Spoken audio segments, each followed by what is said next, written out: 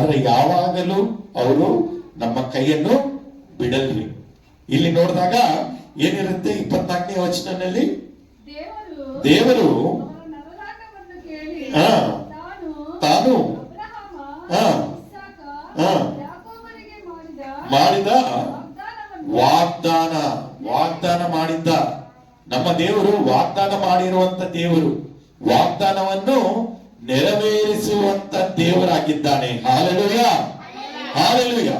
ಆ ದಿನ ಅಬ್ರಹಾಮನ ಜೊತೆಯಲ್ಲಿ ವಾಗ್ದಾನ ಮಾಡಿದ್ದ, ಆಮೇಲೆ ಇಸಾಕನ ಜೊತೆ, ಯಾಕೋಬನ ಜೊತೆಯಲ್ಲಿ ವಾಗ್ದಾನ ಮಾಡಿದ್ದಾನೆ. ಈ ಒಂದು ದಿನದಲ್ಲಿ ನಿಮ್ಮ ಜೊತೆಯಲ್ಲಿ, ನಮ್ಮ ಜೊತೆಯಲ್ಲಿ ವಾಗ್ದಾನ ಮಾಡ್ತಾ ಇದ್ದಾನೆ.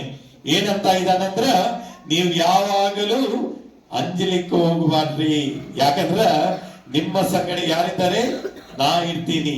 ನಿಮ್ಮ ಪರವಾಗಿ ಆ ಒಂದು ಯುದ್ಧವನ್ನು ಯಾರು ಮಾಡ್ತಾರ್ರಿ? ಯೇಸು ಸ್ವಾಮಿ ಮಾಡ್ಲಿಕ್ಕೆ ಸಾಧ್ಯತೆ ಇದೆ. Hallelujah, hallelujah. ಯಾವಾಗ್ಲೂ ನಾವು ಅಂಜಲಿಕ್ಕೆ ಹೋಗಬಾರ್ದು. ಯಾಕಂದ್ರೆ ಇಲ್ಲಿನೂ ಏನಂತ ಇದ್ದಾರೆ ಅಂದ್ರೆ, ನಿಮ್ಮ ಸಮಸ್ಯೆ ಎಲ್ಲ ನನ್ಗೆ ಗೊತ್ತು, ನಿಮ್ಮ ರೋದನೆ ಏನಿದೆ ನನ್ಗೆ ಗೊತ್ತು, ನಿಮ್ಮ ಅನಾರೋಗ್ಯತೆ ಏನಿದೆ ನನ್ಗೆ ಗೊತ್ತಾಗುತ್ತೆ. ಆದ್ರೆ ನಾ ಏನ್ ಮಾಡ್ತಾ ಇದ್ದೀನಿ ಅಂದ್ರ, ನಾನು ನಿಮ್ಮ ಪರವಾಗಿ ನಿಮ್ಮ ಸಮಸ್ಯೆಗಳಿಗಾಗಿ ನಾ ಇದ್ದೇನೆ, ನಿಮ್ಮ ಪರವಾಗಿ ನಾ ಯುದ್ಧ ಮಾಡ್ತೇನೆ ಅನ್ನೋ ಒಂದು ನಿರೀಕ್ಷಣೆ, ಅನ್ನೋ ಒಂದು ವಾಗ್ದಾನವನ್ನು ಯೇಸು ಸ್ವಾಮಿ ಕೊಡ್ತಾ ಇದ್ದಾನೆ. ನಾವ್ ಯಾವಾಗ್ಲೂ ಭಯ ಪಡ್ಲಿಕ್ಕೆ ಹೋಗಬಾರ್ದ್ರಿ. ನಾವು ಮಾಡುವಂತ ಒಂದೇ ಒಂದು ಕೆಲಸ ಏನಿರುತ್ತೆ ಅಂದ್ರ, ನಾವು ಏನ್ ಮಾಡ್ಬೇಕ್ರಿ?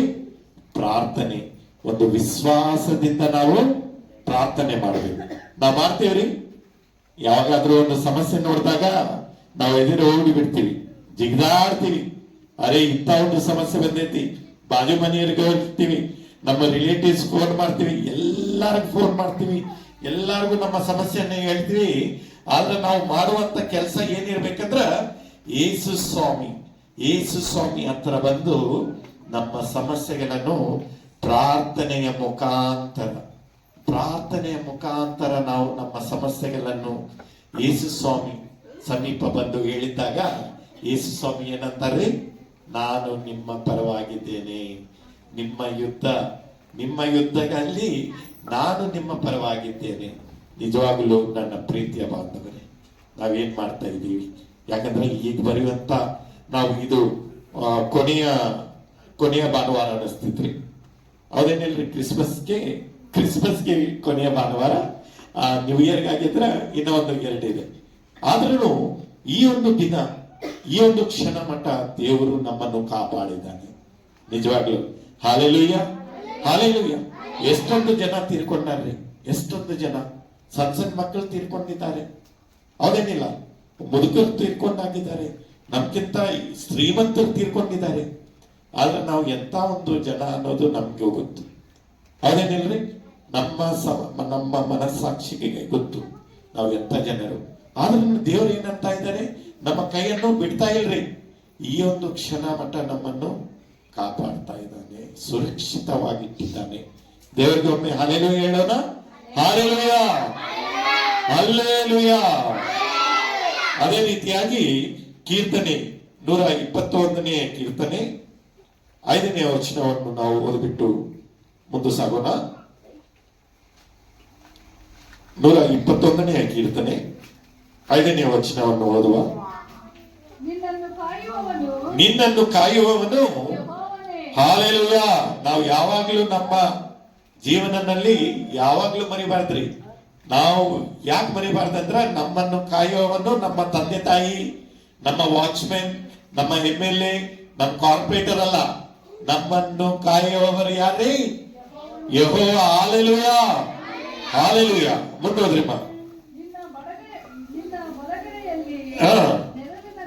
ನೆರಳಿನಂತೆ. ಹಾಲೆಲೂಯಾ. ನೆರಳನ್ನು ನೋಡಿರ್ರಿ? ನೆರಳು ಯಾವಾಗ ಕಾಣ್ತಿದ್ರಿ ನಿಮ್ಗೆ? ನಿಮ್ ನೆರಳು ನಾವು ಯಾವಾಗಾದ್ರೂ ನಿಂತಾಗ ನಮ್ಮ ನೆರಳು ಎಲ್ಲಿರುತ್ತೆ? ನಾವಿಲ್ಲಿದ್ರೆ ನೆರಳು ಅಲ್ಲಿರುತ್ತೆ ಏನ್ರಿ? ಎಲ್ಲಿರುತ್ತೆ ರೀ ನೆರಳು? ನಮ್ಮ ಸಂಗಡನೆ ಇರುತ್ತೆ. ನಮ್ಮನ್ನು ಬಿಟ್ಟು ನಮ್ಮ ನೆರಳು ಎಲ್ಲಿಯೂ ಹೋಗಂಗಿಲ್ಲ. ಅದೇ ರೀತಿಯಾಗಿ ನಮ್ಮ ದೇವರು ನಮ್ಮ ನೆರಳಿನಂತೆ ನಮ್ಮ ಸಂಗಡ ಇರ್ತಾನೆ. ಎಷ್ಟೊಂದು ಧೈರ್ಯ ನೋಡ್ರಿ, ಎಷ್ಟೊಂದು ಧೈರ್ಯ, ಎಷ್ಟೊಂದು ಬಲ ದೇವರು ನಮ್ಮ ಸಂಗಡ ಹೇಳ್ತಾ ಇದ್ದಾರೆ. ಏನಂತ ಇದ್ದಾರೆ ಅಂದ್ರೆ, ನಾನ್ ನಿಮ್ಮ ನೆರಳಿನಂತೆ ನಾನ್ ನಿಮ್ಮ ಜೊತೆಯಲ್ಲಿ ಇರ್ತೇನೆ. ಮುಂದೋದ್ರಮ್ಮ. ಹಗಲಲ್ಲಿ ಸೂರ್ಯನು ಆ ನಿಮ್ಮನ್ನು ಯೆಹೋವನು ನಿನ್ನನ್ನು ಎಲ್ಲ ಕೇಡಿನಿಂದ ತಪ್ಪಿಸುವನು. ಹಲ್ಲೆಲೂಯ. ನಾವ್ ಅನ್ಕೋಬೋದ್ರೆ ಇಲ್ಲಿ ಯೇಸು ಸ್ವಾಮಿ ಯಾವುದೋ ಒಂದು ಸಮಸ್ಯೆ ಅಂದ್ರ ಆರೋಗ್ಯ ಸಮಸ್ಯೆ ಆಗ್ಲಿ, ಆರ್ಥಿಕ ಸಮಸ್ಯೆ ಆಗ್ಲಿ, ಬೇರೆ ಯಾವ್ದಾದ್ರು ಸಮಸ್ಯೆ ಇದ್ರ ಅದರಿಂದ ಅಲ್ರಿ, ಎಲ್ಲಾ ರೀತಿಯ ಇರುವಂತ ಸಮಸ್ಯೆಗಳಿಂದ ದೇವರು ನಮ್ಮನ್ನು ಕಾಪಾಡುವವನಾಗಿದ್ದಾನೆ. ಹಲ್ಲೆಲೂಯ. ನಾವು ಯಾವಾಗ್ಲೂ ಅಧೈರ್ಯವಾಗಿ ಯಾವಾಗಾದ್ರೂ ಅಂಜಲಿಕ್ಕೆ ಹೋಗ್ಬಾರ್ದ್ರಿ. ನಮ್ಮ ಸಂಗಡ ಯೆಹೋವ ಇದ್ದಾನೆ ಅಂತೆ. ಮುಂದೆ ಹೋದ್ರಿಮ್ಮ.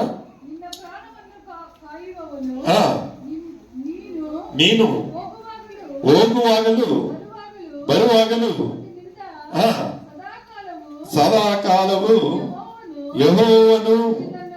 ಹಲ್ಲೆಲೂಯ. ನೋಡ್ರಿ, ನಾವು ಯಾವಾಗಲೂ ಹೊರಗೆ ಬಂದಾಗ ನೀವು ಎಲ್ಲರೂ ಈಗ ಕೂಟಕ್ಕೆ ಬಂದಿರಿ, ಎಲ್ಲರೂ ಇಲ್ಲಿ ಪ್ರಾರ್ಥನೆಗೆ ಬಂದಿರಿ. ಬರುವಾಗಲೂ ಇಲ್ಲಿಂದ ಹೋಗುವಾಗಲೂ ನಮ್ಮ ಜೊತೆಯಲ್ಲಿ ಒಂದು ನೆರಳಿನಂತೆ ಯಾರಿರ್ತಾರಂದ್ರೆ ಯೇಸು ಸ್ವಾಮಿ ಕಾಪಾಡ್ತಾರಂತೆ. ಎಂತ ಒಂದು ಸಮಸ್ಯೆ ಇದ್ರೂ ನಾವು ಭಯ ಪಡಬಾರ್ದ್ರಿ. ಯಾಕಂದ್ರೆ ದೇವರು ಏನಂತ ಇದ್ದಾರೆ ಅಂದ್ರೆ, ನೀವು ಹೊರಗೆ ಹೋದಾಗ ಮತ್ತೆ ಹೊರಗೆ ಬಂದಾಗ ನಾ ನಿಮ್ಮ ಸಂಗಡ ಇದ್ದೀನಿ. ಇನ್ನ ಏನ್ರಿ ನಮ್ಗೆ ಹೆದರಿಕೆ ಯಾಕೆ?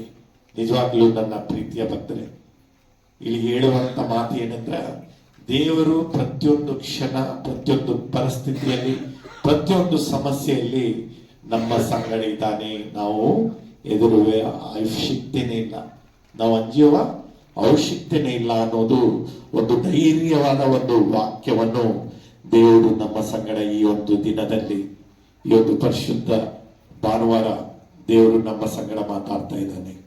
ನನ್ನ ಪ್ರೀತಿಯ ಜನರೇ, ಇಷ್ಟೊಂದು ದಿನ, ಇಷ್ಟೊಂದು ಕಾಲ, ಇಷ್ಟೊಂದು ಹೊತ್ತು ದೇವರು ನಮ್ಮನ್ನು ನಿಮ್ಮನ್ನು ಕಾಪಾಡ್ತಾನೆ. ನಿಜವಾಗ್ಲೂ ನಮ್ಮ ಜೀವನ ಹೇಗಿದೆ? ನಾವು ನಿಜವಾಗ್ಲೂ ದೇವರಿಗೆ ಸಂಗಡ ಇದ್ದೀವಾ? ಹೇಗಿದೆ ನಮ್ಮ ಒಂದು ಜೀವನ? ಒಂದು ಪ್ರಶ್ನೆ ನಾವು ಮಾಡ್ಕೋಬೇಕು. ನಿಜವಾಗ್ಲೂ ನನ್ನ ಪ್ರೀತಿಯ ಭಕ್ತರೇ, ಮುಂದೊಂದು ಮಾತನ್ನು ನಾವು ಓದುವ. ಅದೇ ಕೀರ್ತನೆ 34ನೇ ಕೀರ್ತನೆ 19ನೇ ವಚನವನ್ನು ಓದಿ ಸಹಕರಿಸಿ. 34ನೇ ಕೀರ್ತನೆ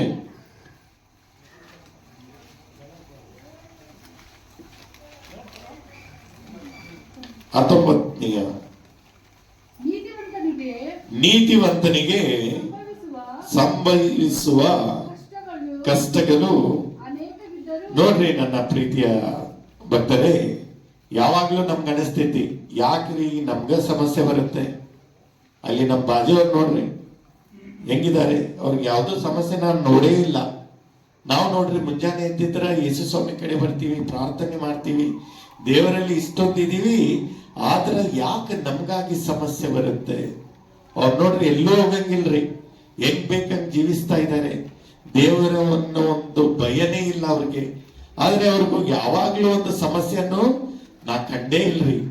ಯಾಕ್ರಿ ಪಾಸ್ಟ್ರೆ, ಯಾಕೆ ನಮ್ ಜೀವನ ಹಿಂಗಾಗ್ಬಿಟ್ಟಿತ್ರಿ? ನಾವು ನೋಡ್ರಿ ಐತವಾರ ಕಾಣ್ತೇವಿಲ್ರಿ, ನಿಮ್ ಚರ್ಚಿಗೆ ಬರ್ತೀವಿ, ಎಲ್ಲಕ್ಕಿಂತ ಮುಂಚೆ ಬಂದು ಕೂತಿರ್ತೀವಿ, ಎಲ್ಲ ನಿಮ್ ಕಡೆನೆ ಇರ್ತೀವಿ. ಆದ್ರೆ ಯಾಕ್ರಿ ಇಂಥ ಒಂದು ಸಮಸ್ಯೆ ಬರ್ತಾ ಇದೆ ಅಂದ್ರ, ಈ ಒಂದು ವಾಕ್ಯ ಏನ್ ಹೇಳುತ್ತೆ ಅಂದ್ರೆ, ಮತ್ತೊಮ್ಮೆ ಹೋದ್ರಮ್ಮ, ನೀತಿವಂತನಿಗೆ ಅಂದ್ರೆ ನಾವು ದೇವರ ಮಕ್ಕಳಾಗಿದ್ದೇವೆ.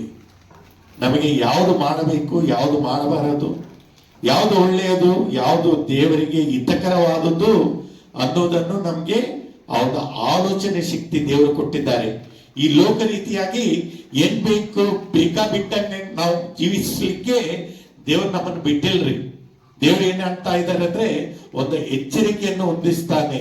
ಏನಂದ್ರೆ ಹಿಂಗ್ ಮಾಡಬಾರ್ದು, ಹಿಂಗ್ ಮಾಡ್ಬೇಕು, ಅದು ಒಳ್ಳೆಯದು, ಇದು ದೇವರಿಗೆ ಹಿತಕರವಾದ ಇಲ್ಲ ಅನ್ನೋದನ್ನು ಒಂದು ಆಲೋಚನೆಯನ್ನು ದೇವರು ನಮ್ಮನಿಗೆ ಕೊಟ್ಟಿದ್ದಾನೆ. ಅದಕ್ಕೆ ಇಲ್ಲಿ ಏನಂತಾರೆ ಅಂದ್ರೆ, ನೀತಿವಂತರಿಗೆ ಸಂಭವಿಸುವ ಕಷ್ಟಗಳು. ನಮಗೆ ಕಷ್ಟ ಬರ್ತಾ ಇದೆ ಅಂದ್ರೆ ನಾವು ಯಾರ್ರಿ? ನಾವು ನೀತಿವಂತರು, ನಾವು ದೇವರ ಮಕ್ಕಳಾಗಿದ್ದೇವೆ, ನಾವು ದೇವರ ಮಕ್ಕಳಾಗಿದ್ದೇವೆ. ಅದಕ್ಕಾಗಿಯೇ ನಾವು ನೀತಿವಂತರಾಗಿದ್ದೇವೆ, ನಾವು ನೀತಿವಂತರು. ಅದಕ್ಕೆ ನಮಗೆ ಸಮಸ್ಯೆಗಳು ಬರ್ತಾ ಇದೆ. ನಮಗೆ ಸಮಸ್ಯೆ ಬಂದಾಗ ಯಾವಾಗ್ಲೂ ಹಂಚ್ಕೊಳಿಕ್ ಹೋಗ್ಬಾರ್ದ್ರಿ, ಯಾವಾಗ್ಲೂ ಬೇಸರ ಪಡಬಾರ್ದು. ಬಾಜು ಮನೆಯವ್ರನ್ನ ನೋಡ್ಬಿಟ್ಟು ಬೇಸರ ಪಡಬಾರ್ದ್ರಿ. ಅವ್ರು ಬೇಕಾಬಿಟ್ಟಿದಾರಲ್ಲ, ಅವ್ರಿಗೆ ಯಾಕೆ ಸಮಸ್ಯೆ ಬರ್ತಾ ಇಲ್ಲ, ಆದ್ರೆ ನನ್ಗೆ ಯಾಕೆ ಸಮಸ್ಯೆ ಬರ್ತಾ ಇದೆ ಅಂದ್ರ ದೇವರು ಎಷ್ಟು ಒಳ್ಳೆ ಒಂದು ಮಾತು ಹೇಳ್ತಾ ಇದ್ದಾರೆ. ಏನಂತ ಅಂದ್ರೆ, ನೀವು ನೀತಿವಂತರು, ನೀವಿ ನೀತಿವಂತರು, ಅದಕ್ಕಾಗಿಯೇ ನಿಮಗೆ ಸಮಸ್ಯೆ ಬರ್ತಾ ಇದೆ. ಆ ಸಮಸ್ಯೆ ಬಂದ್ರೂ ದೇವ್ರು ನಮ್ ಕೈ ಬಿಡ್ತಾ ಇಲ್ರಿ. ಮುಂದೋದ್ರಿಮ್ಮ, ಏನಿದೆ?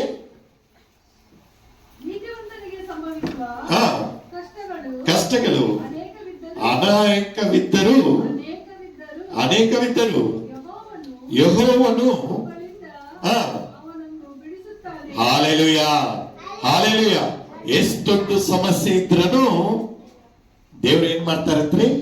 ಅವುಗಳಿಂದ ಬಿಡಿಸ್ತಾನೆ. ಹಾಲೆಲೂಯ. ನಾವು ಅಧೈರ್ಯ ಪಡಬಾರ್ದ್ರಿ, ಯಾವಾಗ್ಲೂ ಬೇಸರ ಪಡಬಾರ್ದು. ಯಾಕಂದ್ರೆ ಎಂತ ಒಂದು ಸಮಸ್ಯೆ ಇದ್ರೂ ದೇವ್ರು ಏನಂತ ಇದ್ದಾರೆ? ನೀವು ನೀತಿವಂತ. ಯಾಕೆ ನೀತಿವಂತ ಅಂದ್ರೆ, ನೀವು ನನ್ನನ್ನು ನಂಬಿ ಬಂದಿದೀಯಾ, ನೀವು ದೇವರು ಮಾಡಿದ್ವಂತ ಹೇಳುವಂತ ಕಾರ್ಯಗಳನ್ನು ಮಾಡ್ತಾ ಇದೀವ, ನೀವು ನೀತಿವಂತ, ನೀವು ನೀತಿವಂತ. ಅದಕ್ಕಾಗಿ ನಿನಗೆ ಸಮಸ್ಯೆ ಬರ್ತಾ ಇದೆ. ಆದ್ರೂ ನಿಮ್ಗೆ ಎಂತ ಒಂದು ಸಮಸ್ಯೆ ಬಂದ್ರೂ ನಾ ಎಲ್ಲ ಒಂದು ಸಮಸ್ಯೆನಿಂದ ನಿಮ್ಮನ್ನು ಬಿಡಿಸುವನಾಗಿದ್ದೇನೆ. Hallelujah, hallelujah. ನಾವು ಯಾವಾಗ್ಲೂ ಬೇಸರ ಪಡಬಾರ್ದ್ರಿ, ಯಾವಕ್ಕೆ ಅಂಜಿಕೆ ಅನ್ನೋದನ್ನ ಇರಬಾರ್ದು. ಯಾಕಂದ್ರೆ ದೇವರು ನಮ್ಮ ಸಂಗಡಿದ್ದಾನೆ. ಎಂತ ಒಂದು ಯುದ್ಧ ಇದ್ರೂ ಯಾರು ನಮ್ಮ ಪರವಾಗಿ ಯುದ್ಧ ಮಾಡ್ಲಿಕ್ಕೆ ಸಿದ್ಧತಾಗಿದ್ದಾನ್ರಿ? ಯೇಸು ಸ್ವಾಮಿ. Hallelujah, hallelujah. ನಾವು ಯಾವಾಗ್ಲೂ ಅಂಜಿಕೆ, ಆ ಒಂದು ಅಧೈರ್ಯ ಯಾವಾಗ್ಲೂ ಇಲ್ಲದೆ ನಾವೇನ್ ಬೇಕಂತೆ